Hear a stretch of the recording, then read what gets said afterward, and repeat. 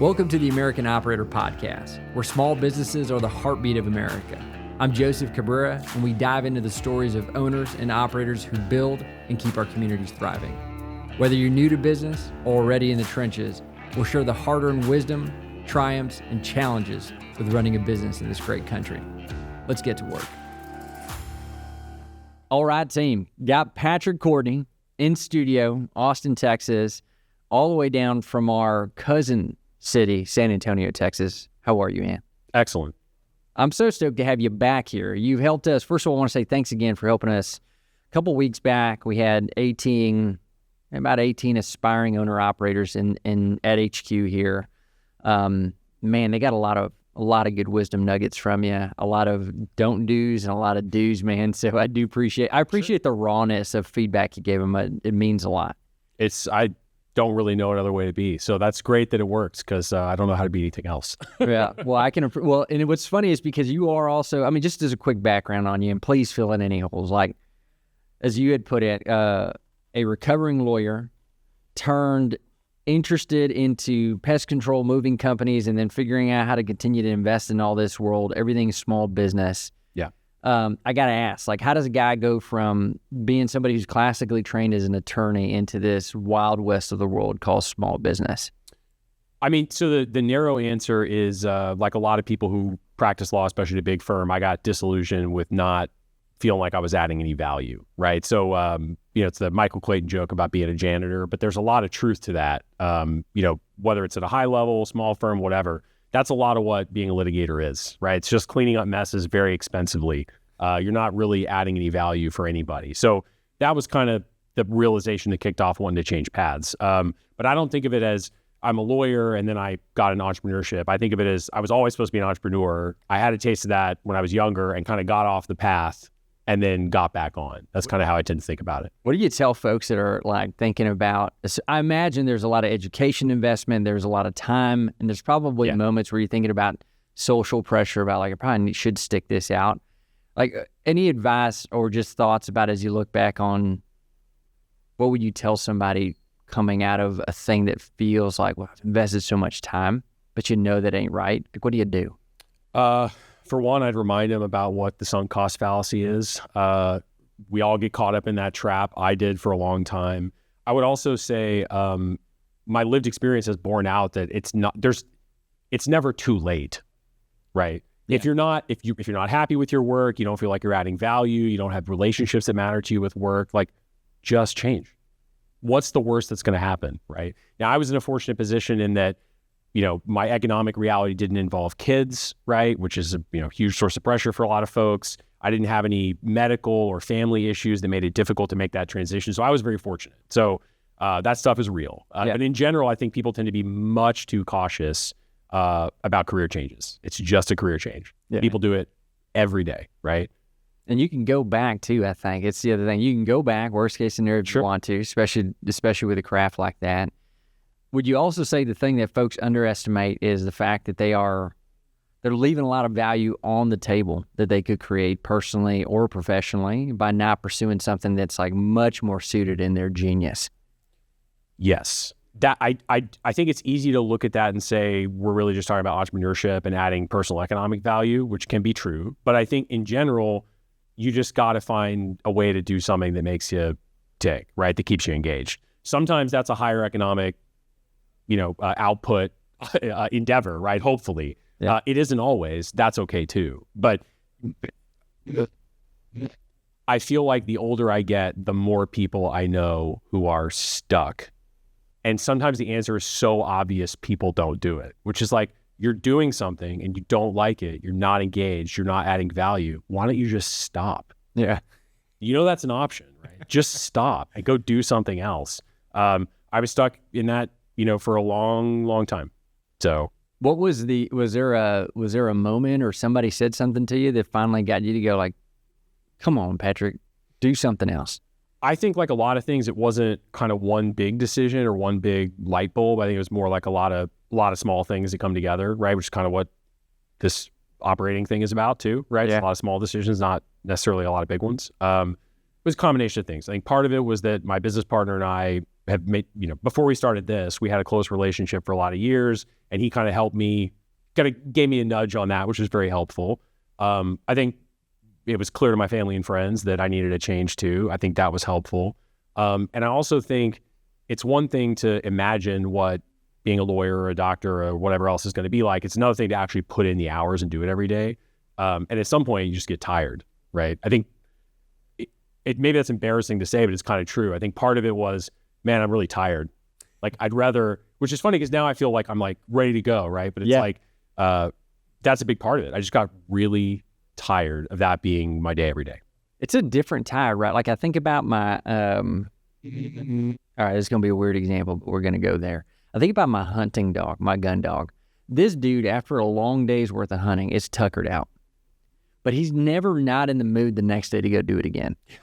And so, but I feel like humans are, we do a thing the next day, we're just in bed. We're like, hey man, do not want to get up and face the world. I cannot, so I really relate to this because especially when we did our first deal, and I went from basically not having a job to having a crazy job, right? Like literally in a 24-hour period. Because the deal was hectic and getting the first one done was hard, but like then you show up and the employers are there and it's time to go. And every night, especially the first 6 months, right? It's like I'm staying late. It was pretty crazy. I was trying to figure it out, but I get up the next morning and it's like, all right, let's do it. And I hadn't had that feeling in a long time. And I sure didn't have it on Monday mornings when I was working at the firm where it was like, wake up Monday morning, it's like, all right, well, what are we doing this week? This week we're writing for 80 hours. That's what we're doing this week. We got to go bill, Like that's literally what we're doing, right? Like I can tell you what I'm going to do for every waking moment for the next 7 days. And most of it's that, like. Can you describe to folks what that new feeling, what did it like to the extent that you can remember even the way it tastes like? What was that feeling that was so exciting about this new thing that you were on? I think it's the combination of fear, which I think is underrated, right? Which is really helpful and can feel really good. Not fear of the murderers, coming down the hallway and got the gun pointed at me, but like a reasonable, healthy degree of uncertainty and, anxiety is very helpful, I think. I think the other part was that there was nobody in charge, right?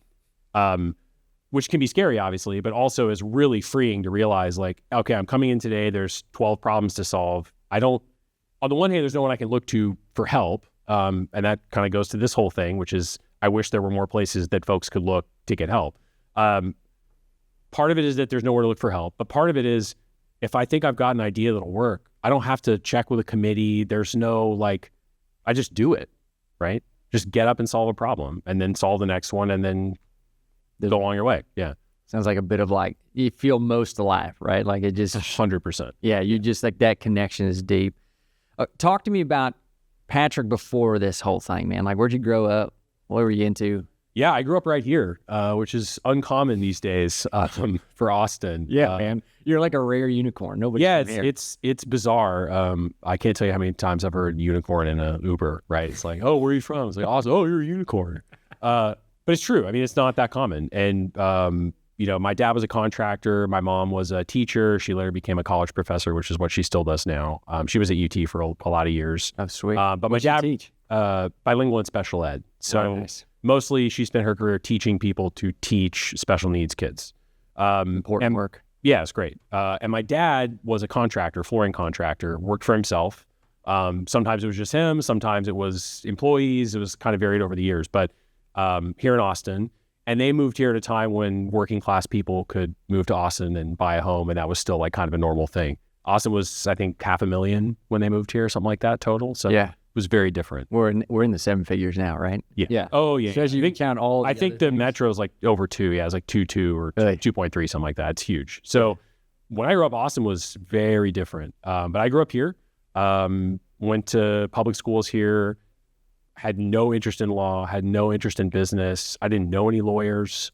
I was mostly a musician, was like pretty much my whole life. What did you rip on? What type of instruments? I started when I was young playing piano, like a lot of people do. But once I got into like middle school, it was guitar and saxophones were the main ones. But I was, band kid and doing jazz and marching and all that kind of stuff in high school.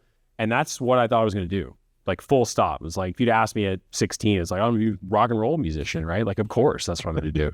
Got Got to UT, that changed again. I went into a liberal arts program at UT called Plan One. It's kind of interdisciplinary, which was a lot of fun. It was great, but quickly figured out that was not going to be the path. Like, I'm not going to go be a history professor or, get a PhD. Like, that's not what I'm about. And that's where the entrepreneurship thing started for me. I was basically bored my third semester of college, decided to take a little time off, got a real estate license, and met my now partner, and we started a real estate business together. And that was when I kind of got the bug. And before I got off the path, as I said, I did the lawyer thing. That was my first chance to be an operator and to build something. And on the one hand, I don't regret this has worked out great, right? I'm a happy guy, lucky to do what I do. But it's like, I look back and I'm like, man, I could have saved a lot of time if I had just stuck on the path, right? Yeah, I don't know if that is.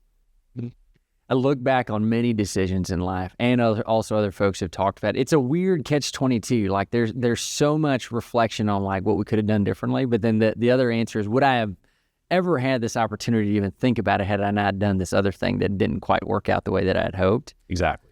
On the lawyer front, just one more thing on it. Like, so what was, like, you kind of go in this program, you're going to be a rock and roll star, man, the next Eddie Mercury, but then where did law come into the picture? I don't, like, did someone was like, hey, man, being a lawyer just as a backup is kind of what you need to be doing? No, I wish it was even that smart. I think it just kind of came down to, we were kind of at an inflection point with the business. I was kind of ready to go do something else.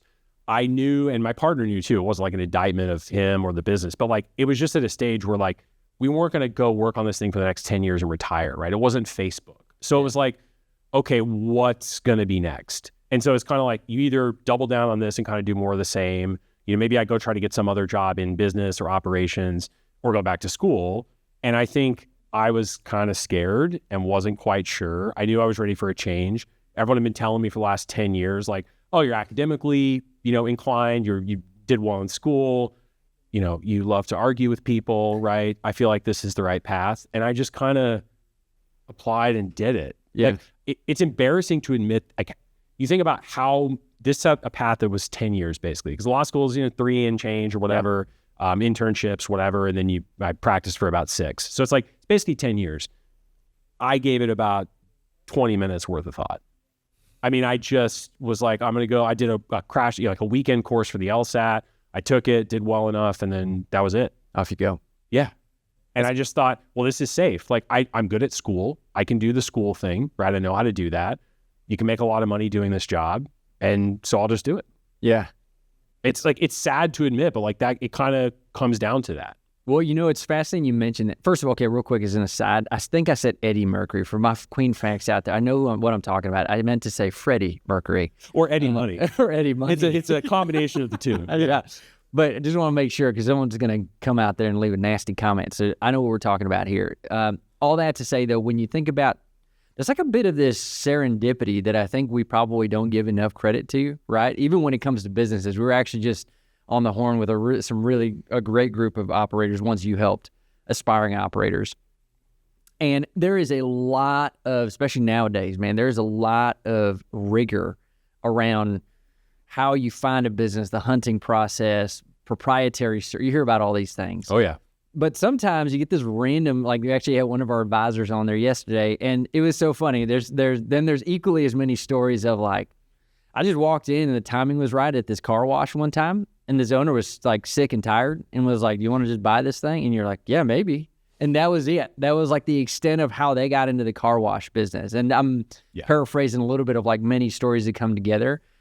As you think about your law experience or just life in general, like any thoughts on like serendipity and momentum? Sometimes it does arrive, and what the heck do you do with it? Yeah, so there's the does it arrive part, which is just, of course it does. And that's like, so many people I know would report that what they're ultimately doing now came about through some weird set of circumstances that was beyond their control and kind of fell on them, right? That's, I think, a very common experience, especially for folks like me who are lucky enough to kind of have made their own path. I could say that at so many points in the career. That was true with me, just happening to meet Gus, my now business partner, when I was, 19, 20 years old, right? I've been friends ever since. Like, in his wedding, business partners, like, that's a big relationship in my life. And it's like, It was essentially random, right? The law school thing, although it shouldn't have been, was basically random. Getting out of it, there was a little bit more intentionality about, okay, Gus and I talked about this, we had a structure in mind, whatever. But the actual deals we've done so far, a lot of just, hey, this kind of happened. I think you have to be open to those things. What I've tried to focus on is coming up with a general path and then being intentional about not being too controlling over the details, right? So that's been very true in the acquisitions we've made. And I think it's just about being ready for it when it happens, right? Yeah, no, that's right. I think that there is that preparedness kind of meeting opportunity that's such a underestimated thing. I think a lot of times process is great. I think that you can kind of, and just in life in general, like there's these I'm sure personal ideas that you have probably in your life that if you, like Gus. Yeah. Like, actually, that's an interesting one. I mean, there's a lot of folks that probably have really strong opinions about doing something with a partner versus not. Can you talk a little bit about just like how you and Gus you talked about the real estate thing. Yeah. But you've been buddies before that. Like, how did you know each other? And then how did you continue to trust each other? So we literally met when I walked into the office of the firm. He was basically a year and a half ahead of me in his career in real estate. I just walked in and we met. Like, that was literally the story. And we kind of clicked and whatever, long story short, here we are today. But your question, wow. How did you decide? So that's how you met. Yeah. Like, where did that come from? Yeah. So I think it came from operating together, and it came from, I remember you talking about this at the summit about asking, if folks had military background, which there were quite a few that did, and talking about that shared experience of suffering. And I think that was a big part of it for us too. It wasn't in the military, obviously it was in business, but I think going through that process of like, the budget for everything was zero. And we had this horrible office that he was living out of it at the time also. I was coming in every day. I'd see him brushing his teeth in the bathroom. I mean, it was a shit show. But can I say that? Sorry. Totally. So it was nuts. And I think going through that with somebody is a really powerful bonding experience. And I joke with Gus about this all the time, that now the trust that we have is like, that's what lets us move fast. Right. The trust level is so intense that like we don't have, like, things just move. Right. Yeah. But that's how we built it, was just working together, and seeing the shared commitment and making a ton of mistakes and helping each other out and kind of one piece at a time. I don't think there's a way to do it super fast. Mm-hmm. Sometimes it happens faster than others. Sometimes two people just click and that's great. But like the trust part, I think just takes time. You just have to go through some stuff together.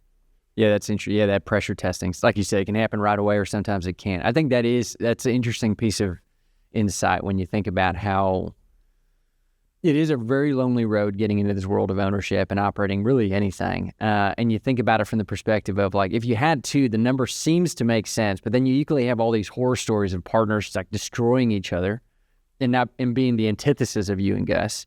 And he like, words, like, talk to me about like what are the like foundational thing. Okay, so trust being one, but maybe even more tactical. Like, what are the foundational things that you and Gus, you feel like, hey, this is why this works and why that example is destined for a cliff? Yeah. So there's a lot there, right? Yeah. So a couple things. One is, I do not think the partnership route, especially for this kind of thing, I do not think the partnership route is for everybody. Personally, and there's no judgment, but personally, I feel like if you don't have a pre-existing relationship built on a huge degree of trust, a two-person deal is probably not a good idea.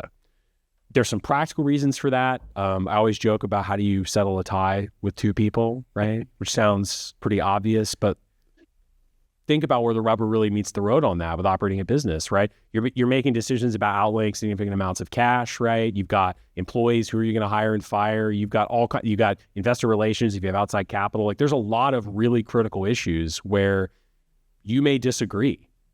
If you can't have a discussion up front and have faith that you guys are going to be able to make it through that and trust each other, you're in for a world of hurt. Yeah. To your point about the horror stories and the problems, most of what I did as a lawyer, wasn't 100%, but most of what I did was litigating deals that fell apart in some way, shape, or form. It was contract disputes. A lot of it was M&A disputes. So company A buys company B and then the shit hits the fan, right? Mm-hmm. I've seen every kind of partnership there is. And that'll bias you heavily. Maybe, I think some people maybe say too heavily, but I have a pretty strong bias against, you got to get it in writing up front. You got to have those discussions in a very candid way up front, because it's like a marriage, right? Things are going to come up and you got to be ready for that. So I think to the how to select a partner point, I'll come back to that in a second. But in terms of should you have a partner, should you not, I personally think if you don't have a pre-existing relationship built on a pretty high degree of trust, like akin to the kind of trust you'd want to have with a partner in a marriage, I think it could be a little bit dangerous. Mm-hmm. That's interesting. Yeah, I think because when folks think about this world of buying a business, you think, oh, well, I just offset our skills. Someone sells it. Yeah. Also important. It's and, right? Like this and that, right? Not just this. Because you and Gus, you kind of offset each other pretty well, like a puzzle piece. 100%. What about that? We could not be more different. So broadly speaking, he's the top line and communications guy, and I'm the operations and process and finance guy. So generally speaking, that's kind of how it works. The reality on the ground, of course, is more complicated because we both bring perspective to those different areas that we share and we collaborate and all that kind of stuff. But generally speaking, that's the deal. He is our primary relationship partner with our capital partners, for example. I know those folks, we chat, all that stuff's great, but like most of those relationships are ones that he brought to the table.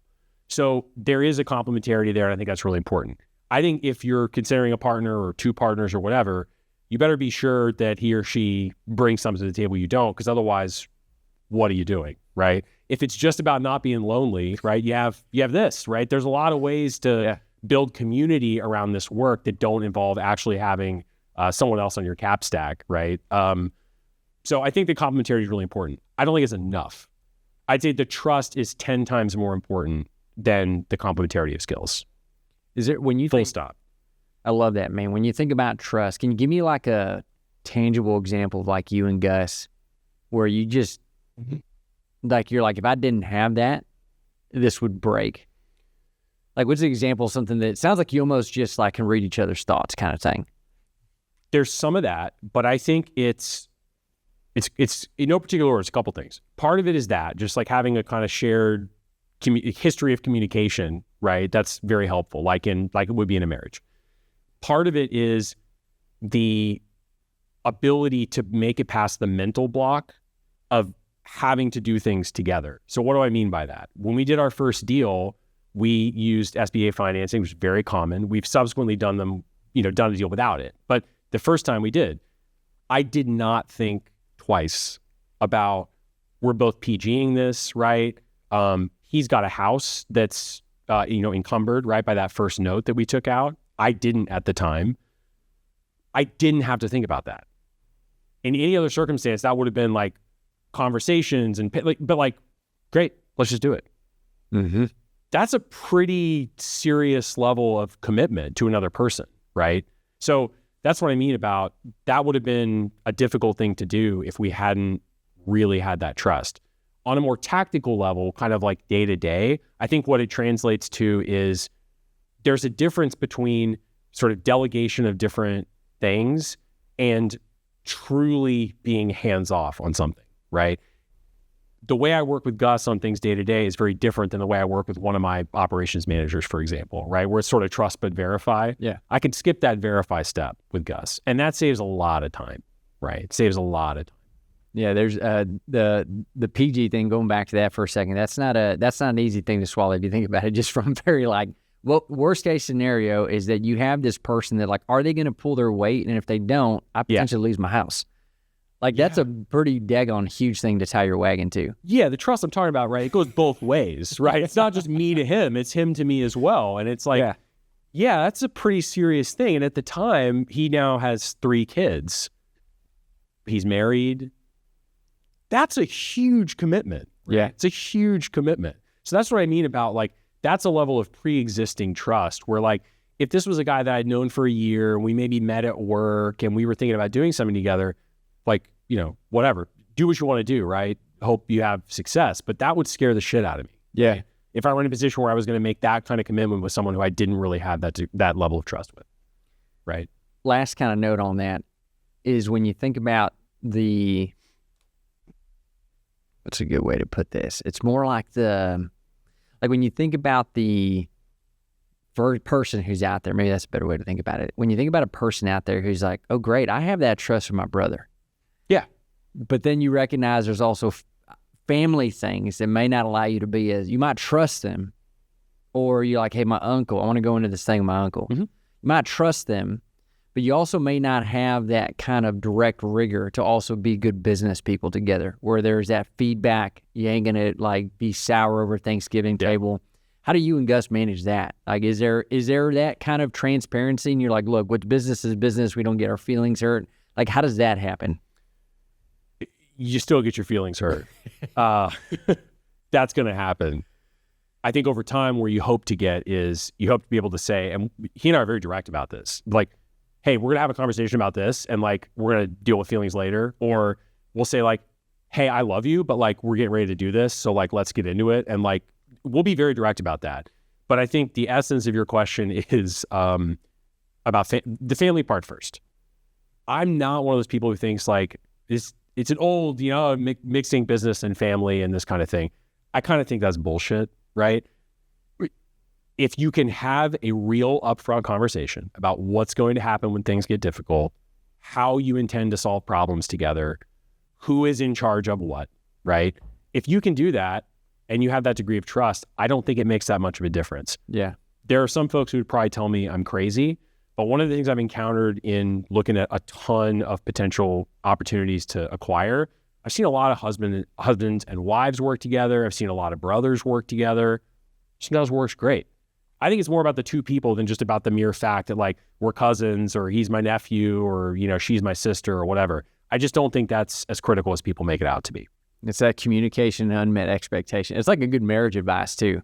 If you see people who are like really have a great marriage, it's probably because they talk about the good and the bad in a way that's productive, right? But it is something that I think for some reason we don't use some of the same kind of status or same measuring sticks when we're thinking about or tactics, 100%. Because let me tell you, like, I mean, I'm married, right? I know you're married. Yeah. It's like in a marriage, it can be very useful to say, hey, let's be very explicit right now about why, like, I'm feeling whatever, mistreated or angry or sad or whatever it is. Like, let's be very explicit with each other right now about why that is. Yeah. Let's just say it out loud and then let's figure out a way to move through it, right? I've had to do that 100 times in the context of my business partnership. It's the same kind of idea. It's a very different relationship. It's the same idea, right? So I would say whether it's your, college buddy, right, or your sister or your nephew or whatever, if you can look yourself in the mirror and say, I can do that. I can have that kind of structured communication with this person where we're honest with each other and we can work through problems. Great. You'll be fine. If you can't, you need to stop and ask whether this is the right fit, right? Yeah, no, it's such a there's so much wisdom in just being able. It takes a lot. It's kind of I don't know if it's societal or just maybe it's human to like feel that the directness is being just completely outside of our skin. And it's not just directness, but it's that like I like the way you put it. Let's just say 3, 2, 1. What's really bothering us right now? And it's more of this, when I talk with a team here, I'm always like, are we more obsessed with are we obsessed with winning as a team? Because if we're obsessed with winning, then I want you to pick me apart so that we can get to a win, not so that I can be right. Yeah. So this is would I rather be happy or right? Yeah. Right? Yeah. Anyone who's ever, gotten marriage advice, right, has heard this phrase. The answer is both. If you can't find a way to do both, that's probably not a relationship that's going to work long term. Yeah. No, I like that, man. And that doesn't mean when I say find both, it doesn't mean happy 100% of the time and right 100% of the time, obviously. But you got to find ways to do both, right? Yeah. And in the context of what we're talking about with operating small companies, very often there isn't one right. There's a lot of ways. It's not as simple as like, you're an idiot and I'm right about how we should proceed. Like that's almost never the case. Yeah. There's so many ways to, as they say, skin that cat. 100%. So let's transition to small business. But before we do, we're going to do this, man. We're doing something new on this show. We're going to give you some cool gear. Nice. Thanks for being on. We got you this cool owner operator hat. Am I allowed to talk about what's on the back? Yeah, for sure. But I want to make sure it's up to you. Yeah. So this says owner operator, which is great. On the back, it says, private equity can kiss my ass. Right? So, unlike a lot of folks who do what I do now or who are interested in doing what I do now, I'm not from that background at all. I have no finance training. I never worked at a private equity firm. So I guess that's easier for me to agree with than some folks. But I got a lot of friends who are from that world, and some of them are perfectly fine people. Fine humans. No. We'll talk a little more about, because I know you got some perspectives on that whole kind of idea, even though you're not from there. And maybe we can talk a little bit about why that's on there. Yeah. And then this, of course, just a notebook. It says American nice. Operator on it with a good old red, white, and blue kind of burned in there, man. So just one, thanks for being an American Operator, but also sharing some words today, man. You're super welcome. It's great to be here. Okay, with that said, let's jump back into business for a second. Let's talk about, like, maybe just very tactically for a second. You know, you got pest control moving. Is there any other businesses you're involved in right now? No, not right now. So we have the group has 2 moving companies and a pest control company. So okay. 3. Yeah. Let's talk about the businesses, and then I'd like to actually talk about kind of how you think about, you know, I know you're on pace right now to want to bring one into the portfolio every single year. That's the goal. That's the goal. But before we talk through that, why which was pest control first or moving first? Moving okay. First. Why moving, and what about that drew you to it? The short answer is I had no interest in the sector at all.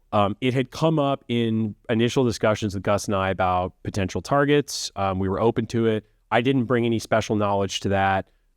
For us, it was much more about certain structural elements that we wanted a first company to have. We wanted something with a relatively predictable demand curve. We wanted something that had, that was relatively speaking operationally simple, which we learned was not true at all in some ways and very true in others, but that was important.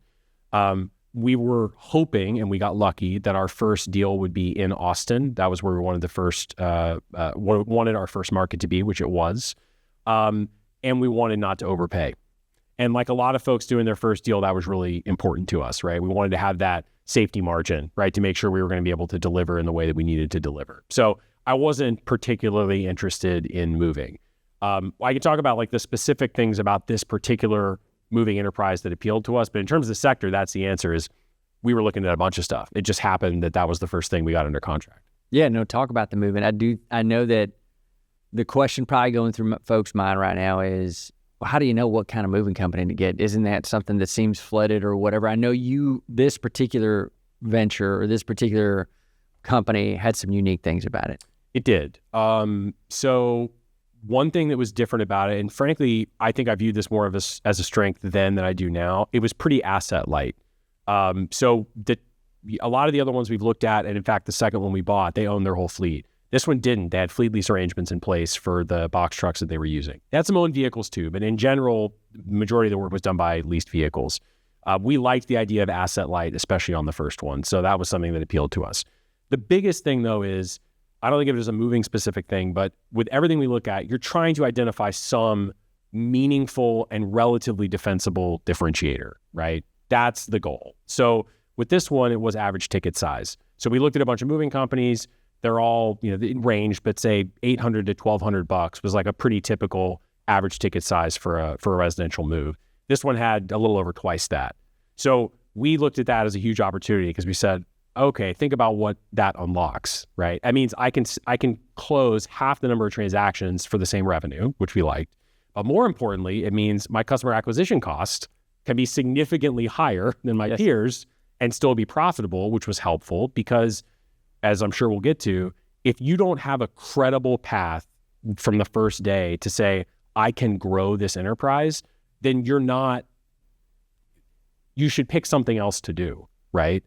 Financial engineering is not going to get you there, right? Leverage is not going to get you there. If there's no credible path to growth, you might as well not try. When you say credible path, can you double tap into that? What do you mean by that? Because a lot of folks that feel like they got to grow to path and then they go bankrupt. Let's talk about what every single sim says, for example. It says, oh, this business, you could triple it in whatever, 5 years, right?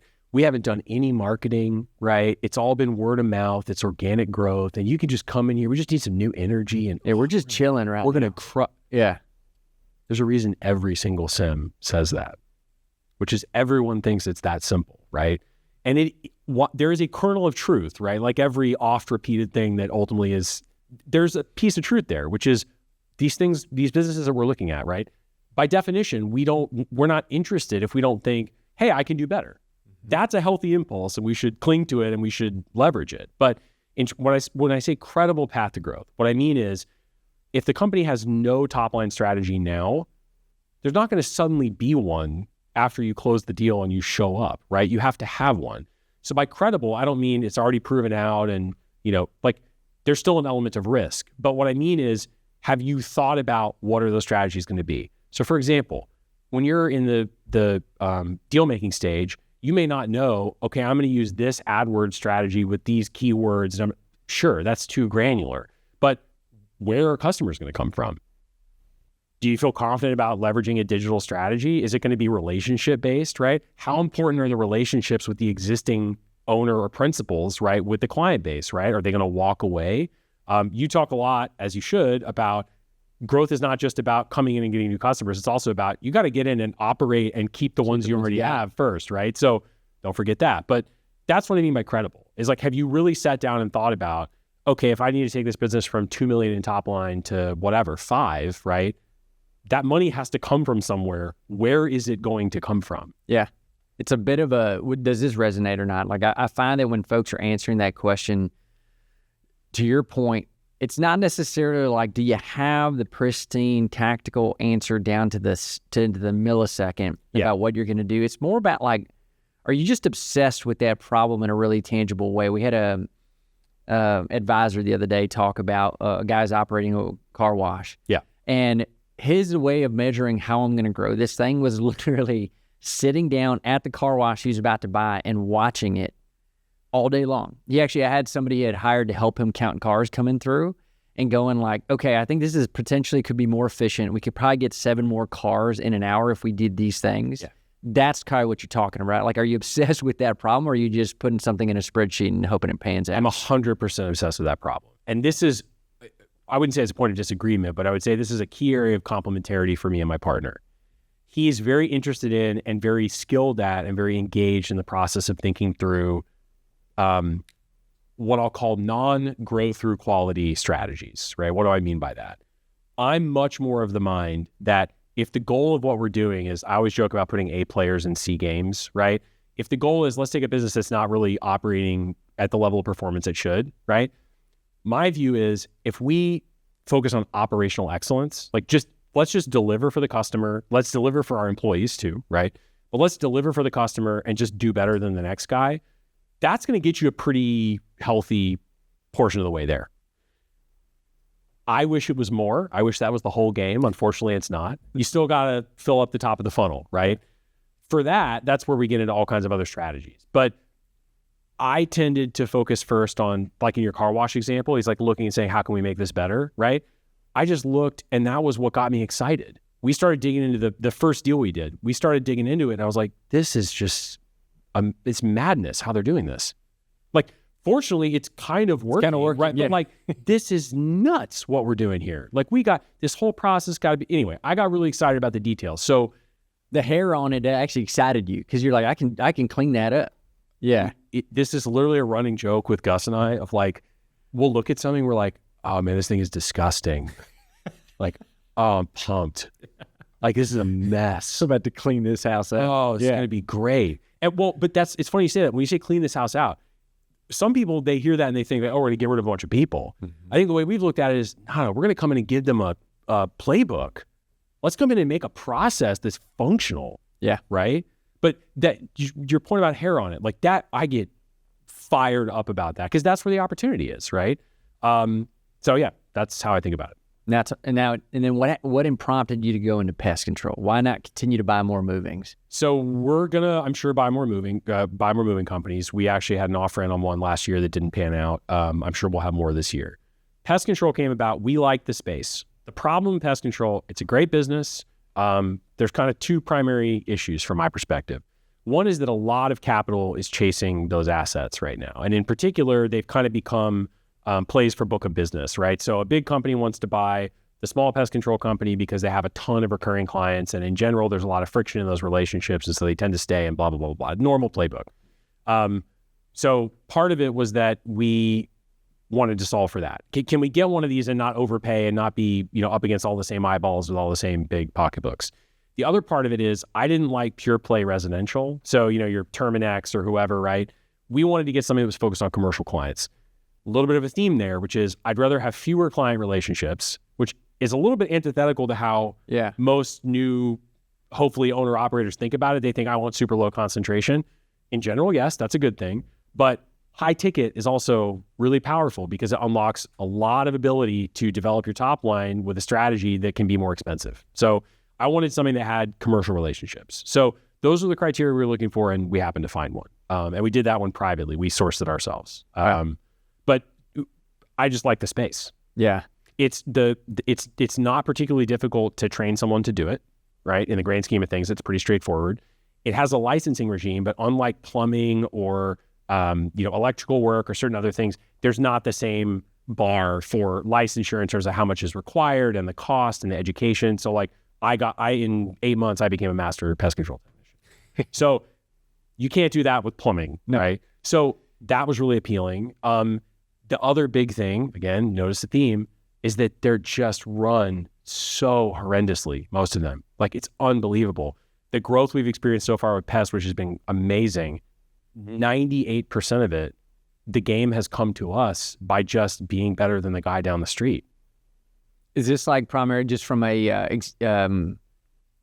something to sink our teeth into? Is it like the way clients, like, is it nobody answering the phone is what you mean by like the disgusting part? Like, hey man, there's so much just latent capacity, like latent customers here, or how much time you got? Man? Yeah. I mean, it's the guy doesn't show up.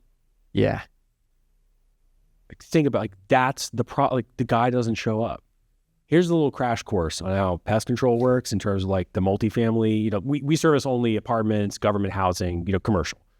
The way the game works is someone comes in, they offer you a lower price and they say, great, sign up for a year, right? We're going to fix all your pest problems. And then they pay Jimmy way under market and they don't train him and maybe he shows up and maybe he doesn't. Yeah. They lock you into a year-long contract and you get so pissed off that by the time the contract is over, you go find the next person to offer you a rate that you think is going to work, and the carousel turns round and round. Over and over and over again. So we said, why don't we just do a good job instead of a bad job? Like, amazing thought. Why don't we just deliver a better service, focus on retention? Like, our guys are our guys. They stay, right? Let's focus on retention. Let's charge a little bit more and tell people up front, like, I'm never going to be your cheapest option. And then let's focus on retaining employees and clients. And then sure enough, like, you do a good job for a property and then everyone talks to each other and the game just comes to you, right? So yeah, that's the hair I'm talking about. It's not showing up. It's using the wrong products. It's poor communication, right? It's a lack of transparency around pricing and delivery of service. It's just the basic stuff.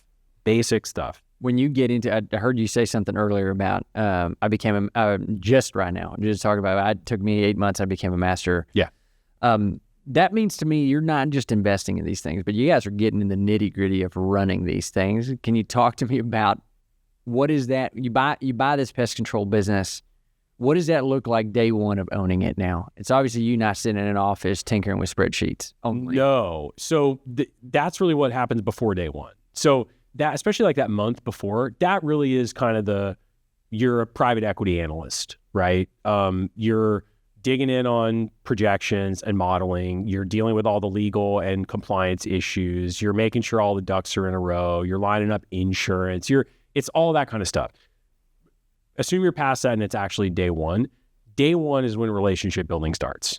Because if I can't get these folks to trust that I'm here to make their lives better and not worse, nothing is going to work. So that's kind of job one. I've done this 3 times now, right? And that's always job one. Get in and try to build some credibility. And the way I've tried to do that is by showing up the first day. I did this the first time, I'll do it every time and say, I'm just going to tell you the truth, right? Like, I'm going to tell you what I'm going to do. And I just want you to give me the benefit of the doubt for a second and just see if we do what we say we're going to do. And that's not going to win everyone, but it's going to hopefully get your toe in the door. And then if you start delivering for folks, they'll trust you. And what I found is the best way is not immediately coming in and offering more money. It's coming in and just solving problems. Mm-hmm. Tell me what sucks about your day. And then they look at you and they tell you and you go, great, we're fixing that tomorrow. If people's eyes light, Really? Yeah. Yes. Can you give me something that y'all did, like with a pest control movie that changed people's life, and you're like, There's just, I mean, we could just do this for 10 hours, right? It's like, but like one easy one was like, one of the guys finally was like, I was like, we're going to use this new payroll system, right? It's going to be really easy and automated with direct deposit. And it's all going to be gravy and whatever. And he was like, yeah, it's just going to be really helpful because like the old guys, like sometimes like we get paid like 3 or 4 days late and like it wouldn't like be consistent. I'm like, what? Why don't we just pay you on time? Like when we say we're going to pay you, right? Like how hard is that? Or like another good one was one of the guys was rolling around and his truck, the AC only worked about half the time. And he had talked to the old owner about it and it was like, budget and whatever. And I'm like, it's 100 degrees. Like you're out working all day. It's Texas. Like it's the summer. Like great. Like take it to the shop today. yeah, done. It's amazing what that will do for like if you really just kind of close your eyes and imagine, right? It's like, imagine the lived experience of this person who's like got to get up and they go get in the truck and then like it's squeaking or the AC doesn't work or whatever. And it's like, man, that really wears on you. Like that's such it just makes someone's day better. It's such an unlock, right? Here's another one. Tell someone what you appreciate about what they're doing. Find out what they're doing. Go to the job site, right? Talk to their customer. What it's like, and tell them, hey, you're doing this thing. It's great. It's awesome. We're going to build on that. That's free. Yeah. Right? And if you mean it, it's super powerful. Do you think it just got, like, do you think at some point that business had and they just lost it? Or do you think it's a bit of a old school culture that just kind of didn't do some of that? Like, what's your thought process about why that hair is so existing? Why these things are so, in your mind, it seems like a dud to us, but why the heck haven't they been doing it?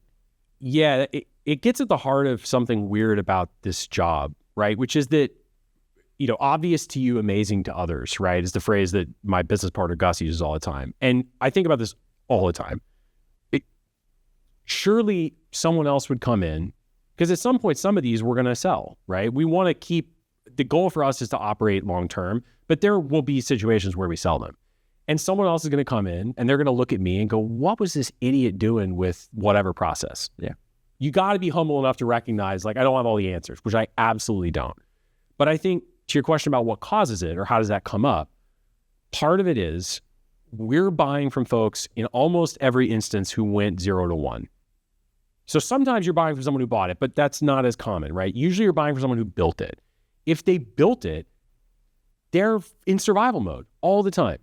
And what I found is they're in survival mode even after they're succeeding because that's where they started and they can't get out of it, right? They can't escape that mentality of like, I got to say, like, I will not say this person's name because this is just insane. But an owner of one of the businesses we bought, I will not even tell you which one, was like, fine, I'll buy coffee for the office, but you got to get your own creamer. I'm laughing because I have actually an understanding of what that means. At some point, right, they're probably going to afford to like put gas in the truck. Right. And so it's important, like we're laughing because that's objectively funny, but it's also important to remember that that mentality comes from somewhere, right? And in the case of like the pest control company we bought, these were the nicest, like these were the kindest guys who started it. They were childhood buddies. Like you could not find two nicer people. But being a nice person and treating your employees in the way they ought to be treated is not always the same thing. It's not just about intention, right? You have to instantiate that by making the business work in such a way that it can support doing the things you need to do. So I think a lot of it is that. It's folks who went 0 to 1. They never escape that mentality and go into, okay, we have a base, now let's grow. Now let's kind of big kid this thing, right? They just never get there. Yeah, that takes a lot of empathy when you think about what that person's circumstance was when they started it. I reckon that probably having that at least mindset of recognizing, okay, that's disgusting. Yeah. But also having the reverence to go, but appreciate you getting me something to be involved with. Because I think that's the thing that I have found. There's lack of reverence I've seen with folks kind of coming into the space of like wanting to go buy something and forgetting that somebody had to build it from nothing, from dust. And then there's a lot of criticism about how jacked up something is, where I hear Patrick talking about it, you're like, great, no, that's a lot of opportunity. But at the same time, I have a lot of respect for the fact that like I didn't take it from 0 to 1. I'm taking it from 1 to wherever we're going to go next. Yes. How do you make that? How do you balance that? Or what advice would you give folks? Like, it's okay to recognize it ain't perfect, but definitely don't disrespect what has been built. Couple. I mean, this is critical, right? So I think a couple things. I think one is, whoever you're buying from, whether it's a day later or a year later, is going to be gone, right? So I think part of it is focusing from the jump on the folks who are still going to be there after that principal is out. So I think the relationship, you invest a lot in the relationship with the owner during the deal phase. And maybe it's going to sound cold to some folks, but for me, the day of closing, all that energy is gone.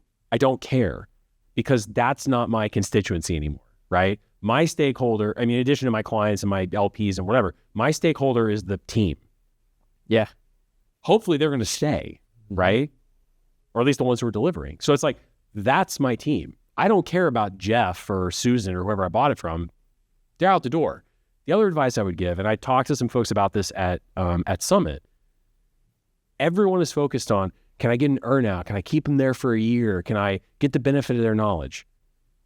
You can probably get almost everything you need to know during the diligence phase, unless it's too short. You can get a ton of it, way more than you think. B, at some point, you got to rip that Band-Aid off and go. It's got to be yours, right? So again, that might sound a little bit, but like, if there's one thing I would do differently, we haven't over-indexed on, hey, come in and you got to train me. And I got we've kind of been pretty moderate on that. I'm going to be even more relentless on that going forward. I want to transition to be one day. It's quick and out. You know, just force yourself in that corner and you got to figure it out. It's going to be your job eventually, whether it's your job 3 months from now or it's your job today. Like the longer you delay it, the longer you're not getting started. That's the way I look at it now. And so to the reverence point, be kind, be empathetic, be respectful, right? Don't come in and just don't have your strategy be talking about how dumb the last guy was to your team. That's not going to get you anywhere. Especially maybe the old teammates really love the old guy, right? Then what did you just do? Exactly, right? Exactly. So you got to be respectful and you got to do those things. But at the same time, like, you bought it. Yeah. If you don't want to be in charge and take responsibility, why did you buy it, right? On that note too, I think we'll probably forget is that you get this founder who built this thing, but he or she probably also had, who are hopefully maybe still on the team, some really critical players that built a lot of the systems. It might still be gross. This is probably what I hear you saying is it's yours now, but also still be delicate about the way in which you approach just like fixing everything overnight. This is why I heard you say, ask what's bothering them. Not like, hey, let me start tearing up all your SOPs and stuff to begin with. Because Fred, who's still on the team, who's maybe the field manager, going like, well, I built all those. Yeah. This guy don't like my stuff, or maybe I need to leave. You got to be kind of delicate with those things, right? Even with the folks that are not founders of the ones who built it, but folks who are probably crucial to that former owner's development there. Yes. Yeah. I think that takes the shape, like on the ground, I think a lot of the time that takes the shape of saying very explicitly to folks, I don't know how to do your job. Like, I'm not a pest control technician. I'm not a plumber. I'm not a mover, right? And yeah, you got to learn enough about that to know what the hell's going on. But it's about saying explicitly, I don't know that. Let me tell you what I am good at. Here's the skills I bring to the table. You bring these other ones, right? Let's be a team. And you got to be explicit about that. I think also, to your point about maybe this is the guy who built that, right? Ask a lot of questions, right? Don't step on your toes, man. Yeah. You got to meet people where they are. You got to not make too many assumptions, but ask a lot of questions. And what I found to be very effective is to say, if you're going to change a process, right? Say, hey, we're going to be making a policy change about this. We're going to do this a different way. Let me tell you why we're going to try it that way. And guess what? I have a scoreboard for me too. If we do this and it works and it's not as good, right? Or it doesn't work like I think, you all are going to tell me I was an idiot and we're going to go back or we're going to try something different. Just tell people, right? I'm doing this for a reason. Yeah. And what they don't want to hear is I'm doing it because, whatever, I learned it at whatever private equity firm, or I learned it at Harvard. Like, no one gives a shit, right? They don't want to know that. They want to know, why is it you think we should make this change?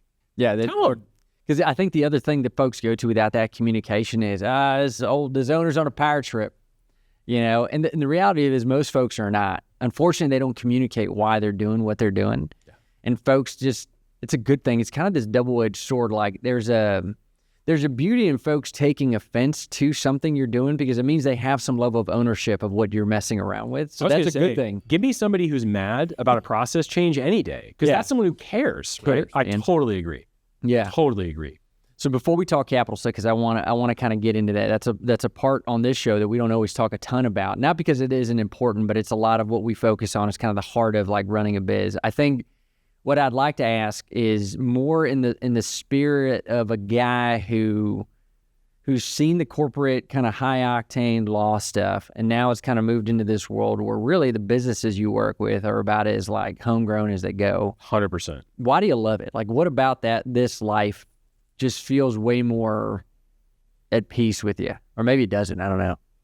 No, mostly it does. I'm lucky. I think it's a combination of things. I'd love to tell you it's delivering value for the customer, right? Which does feel good and I enjoy, but maybe not really.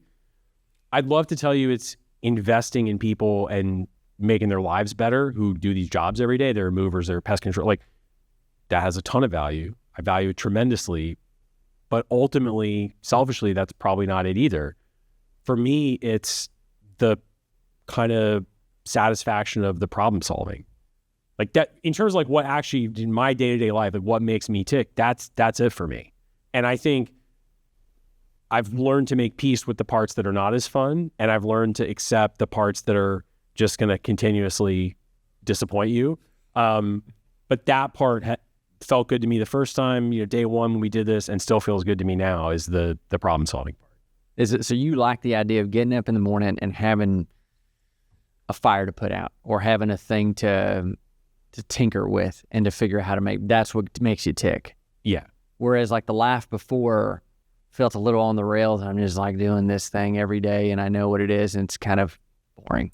It was just, and like that tells you something, right? It tells like, you're pushing back in a good way here because I think the tension you're hitting on is it's not like high level lawyering isn't problem solving. Like clearly it is. Yeah. But what's the result, right? So it's like the result if I solve, there's some particularly thorny issue in this M&A litigation. The result is someone pays our firm $10 million and we figure out how to get them out of this cheaper. Okay, fine, great, that has economic value. But here it's like if we can come up with a better scheduling system or a better training process or a better payment process, like whatever, like pick any operational things, like then people's lives get easier and it's just less like just little frustrating, annoying shit in your face every day. Like, great. Just good. It's like, I just like things to work. Yeah. And my full-time job now basically is making sure things work. Like that's my whole job, right? Yes, we also identify new opportunities and there's a financial engineering part of it and stuff too. Like that's interesting, but like it's just making things work better.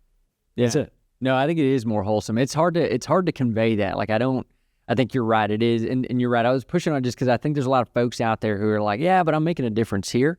Yeah, I think you objectively are. But I think to your point, it's really the tangibility of like what it is. And it is a hard thing to describe until you've probably done it and you realize like, it's just cool to see the faces of your people. Like you can see that tangible, like whatever that happens when you fix something for them or a customer that is just happier or a customer that isn't happy versus a lot of, I think what happens when you're in the world of, and again, no fault to anybody who works in big corporate or government or whatever. Yeah. You almost are numb. Like that feeling isn't really there for one reason or another. And some people I think are okay with it, but it sounds like to me what I'm hearing you say is the folks that are in this world and do well in the small business world, they're probably the same kind of folks who appreciate more of that immediate and tactile feedback in what they do. Yeah, tactile is a good word for it. It's so tangible, right? So immediate. It's like you make a change and like this happened, for example, I talked to Gus about this yesterday. We're considering making a change in terms of how we deal with our clients at the moving company in Dallas who want us to invoice them for moves, who like, an apartment building, for example, they're going to do model moves or relocations and there's a process around that. And I kind of looked at some data and said, hey, I want to make a change on this. And we talked about it for 3 minutes and then rolled it out. Mm-hmm. And then that's an immediate solve for the operations manager that we have in that office who runs that process. It's going to make things easier for her. It's going to streamline operate. Like it's just right there. Yeah. If you fix it, then things get better. It's just right there. Whereas like in the law firm, it's not like you're not solving a problem, but it's so like I'm doing something today and then it's going to have this 93 step ripple effect that's going to matter at a motions hearing 36 months from now. Yeah. What even is that? It reminds me of, I don't know if you've seen Margin Call. One of my favorite movies ever was the directorial debut of this guy, J.C. Chandler. He's a genius, but it's kind of set up like a play, but it takes place in the collapse of a big bank. And there's a scene in which a character played by Stanley Tucci is talking about, he's a risk analyst. He does this crazy financial engineering stuff. And he's telling this story about how he used to be an engineer. And one of the things he did was he built this bridge in West Virginia that connected these two areas that were previously, you had to take this big circuitous route. And he does the math in his head in real time about how many years of time it saved the people in those communities to not have to go the silly way and to have the bridge instead. And he's like, it's years of people's lives they're not spending like that's what I'm talking about. Yeah, that's the difference I'm talking about. It's just the tangibility and how immediate it is, and like that just feels much better to me. It's again probably a hard thing to convey, but I think it probably resonates with a ton of folks. I want to close out on talking about kind of, you have a really unique role where you are operating these businesses. You get your fingers really deep into it, but at the same time, you also have the eye of an investor and somebody who thinks about building a portfolio of these things. To the extent like that it makes sense here, like love for you to just talk about, one, the thing I'm curious about is just like how you manage all those things going on. And then two, how do you think about money in this world? Like, I think that is something that we definitely are. I mean, we're championing, hey, look, operate your ideas about impact, small business, make a difference in your community. Yeah. But money is still the lifeblood of what makes this stuff go or not go in a lot of ways to even get started. So first thing, I guess, is managing your day-to-day. Like, how do you split that? 30-30-30? Curious. No, I try to let the game come to me in the sense of, there's obviously going to be your core things that need to happen on a regular cadence, and that's important. And I think you got to kind of figure out what those things are, and then the most essential things you kind of block out. It's like, hey, those are going to happen, whether it's financial management or checking in with people or whatever it is, right? But in terms of how the day gets allocated, it's according to need. So there's obviously part of it's reactive, right? It's like, what's happening? Is there an emergency, whatever? And then on the proactive part, I think it's just about where can I make an impact today? So I think about it in terms of like, well, hey, I can solve this problem today. It's going to have a really good ripple effect later. Or we can roll out a change and try to capture more market share through whatever it may be. So it's kind of a combination of things. I try not to be overly rigid about it. The only system I found that works really well for me over the years is I use a notepad for like tasks. I don't use any of the fancy tools. I use like basically a text tool, and it only has, it doesn't even have like special care. Like it's literally just text. And it's like the handful of things on a particular day that like, I got to do these, and everything else I try to hold up here. And that works better for me. That probably sounds nuts to some people, but it works way better for me to do it that way. It's a very small business of you. Yeah, true. Just scrappy and like is it a yellow legal pad or is it a No, it's electronic because I need to be able to sync it. But the point is, it's not one of these like note tools that has like there's 900 tabs and there's buttons you click. It's literally text. Yeah, it's literally the whole thing. Yeah, I know we give a lot of well-intended grief to our PE buddies out there, and I think they deserve most. Yeah, the impetus behind that, I'll tell folks, like a lot of it has to do with the fact that like what I really love about operating and folks who are running a business is like less than a degree removed from like actual value creation. Like these guys and gals are out there on the front line doing the work and creating value. Whereas there's a lot of financial engineering and Patagonia vests like somewhere else, like trying to make it think that they've created value when it's just arbitrage and sometimes luck.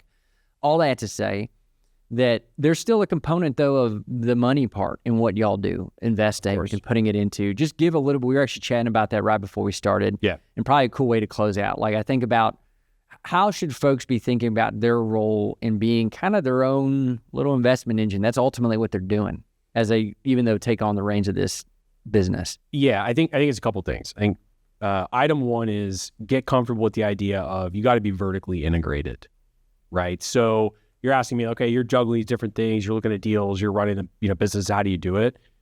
Get comfortable with the idea that to do this kind of thing successfully, you need to be at least have a safe degree of competence in all the core areas from top to bottom. What do I mean by that? Sourcing, evaluation, financial modeling and analytics, and planning, the deal process, right? Operations, which is, of course, that bucket is this big, right? You got to be able to sell, right? I don't care what sector you're in, you got to be able to sell. People management, right? Like there's all these different things. You got to do all of it to do this, full stop. That does not mean you have to do it alone, but you got to do it, right? So I think getting comfortable with that is one thing. In terms of the money part, the way I think of like private equity is like there's basically three ways to create value or unlock value. One is financial engineering, right? So leverage mostly is what we're talking about there. The other is stripping or cost cutting, right? Which everyone, when they think of private equity, this is what they think of, right? They think of, I'm going to buy the hospital chain and lay off nurses and, cut costs. Like that's what they think of. And there's a lot of that goes around. If you're interested in one or two or just one and two, this is not for you. Three is post-closing enterprise value creation. Post-closing, meaning once you've closed, it's too late to do anything other than that, right? Yes, maybe you can get smart about a refi down the road, or you could do certain things, but like at the end of the day, you don't control the interest rate environment. You can't go undo the deals you made with your LPs, right? Or your seller. So 100% of the value is unlocked post-closing. Can you find paths to organic growth, right? Can you grow market share? Can you add branches or offices? Can you grow the team? Like that's the thing. So you have to be able to get through the whole thing. You got to understand it. You can't outsource all of the details to somebody else, right? You got to dig in with help. But the value creation I'm interested in is the third bucket. It's not financial engineering is fun and great. Cost cutting has its place and can be very useful and healthy for an enterprise, but ultimately it's value creation as an operator. Like that's it. That's the whole thing. If you're not interested in that, which is fine, or if you aren't interested in building the skills you need to do that, this is not the game you should be playing. If you want to be a private equity analyst and do financial engineering, great. Go do it. There's a lot. That's a good job. Like there's plenty of room for folks to do that, right? But that's not this. That's not what you want to do here. That's not what you do here. Yeah, it's not this. Patrick, Courtney, thank you, man. I appreciate you jumping on here the horn and helping folks. I know for a fact folks will find a ton of value, not only how you think about it, but who you are. I think that's the thing that a lot of folks, there's so much great talent out there. I meet people every single day that I think would make incredible operators and do this thing. It just, in a lot of ways, it's equally like trending and equally becoming more, I think, real and scary for some folks. But I think you heard it today that like a little bit of that fear is healthy. I think that's what kind of keeps you honest. Yeah, if there's one thing, like just, keep this thought in your head, right? It's like, if I think about my actual day-to-day right now, it's basically financial planning and analysis, management of people, right? And top-line development, right? Which I'm lucky enough to have a partner who helps with that. But like, these are three areas in which I have no training, skill, or expertise of any kind. They didn't teach you that in law school, huh? No. So you can do it. It can be done. Patrick, thank you, brother. Yeah, great to be here. Thanks for tuning in to the American Operator Podcast, where we celebrate the backbone of America, small business owners and operators like you. If you've enjoyed today's episode, be sure to subscribe so you'll never miss out on more of these stories and insights from people who keep our community strong. Until next time, keep building, keep operating, and keep America moving forward.